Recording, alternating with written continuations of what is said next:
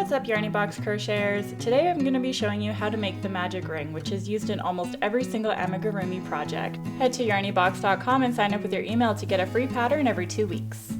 To start off the magic ring, grab the working piece of yarn and wrap it around your top 3 fingers.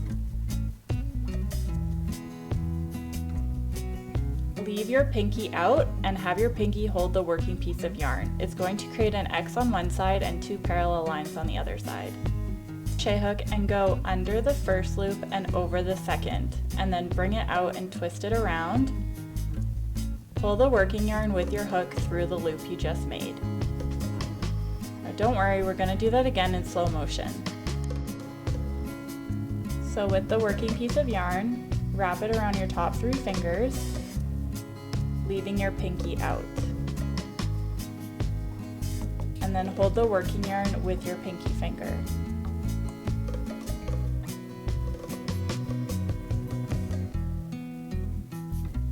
Take your hook, go under the first loop and over the second loop.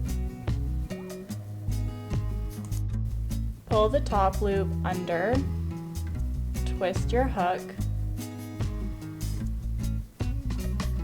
and then pull the working yarn through that little loop on your hook.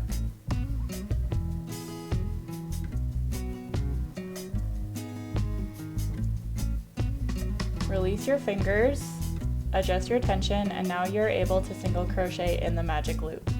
While you're single crocheting in your project, make sure you're single crocheting over both the tail and the loop of the magic ring, and that way you're going to be able to pull the ring shut.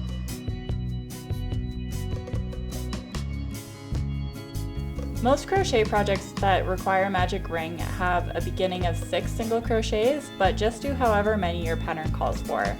For the purpose of the demonstration today, I'm going to do 6. And then when you close your magic ring, make sure you hold on to the last stitch that you made. That's going to make sure it doesn't twist around. And there you have it, that's the magic ring. And now you're able to continue on to round 2 of your project. Thanks for watching, and please don't forget to like, subscribe, and share with your friends.